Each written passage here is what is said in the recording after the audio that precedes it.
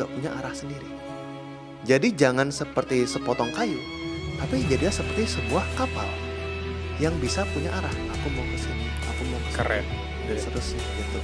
Meskipun mungkin ya kalau kita ngomong ya punyalah tujuan hidup, punyalah mimpi. Kesannya kan kayak klise banget ya.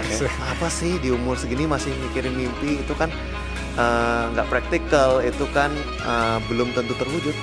Iya memang belum tentu terwujud. Tapi esensinya itu bukan tentang kamu bakal mencapai mimpi itu atau enggak. Esensinya itu kamu punya mimpi. Karena meskipun itu terwujud atau enggak, tapi punya mimpinya yang buat kamu bangun. Yes. Setuju nggak kira-kira? Setuju banget.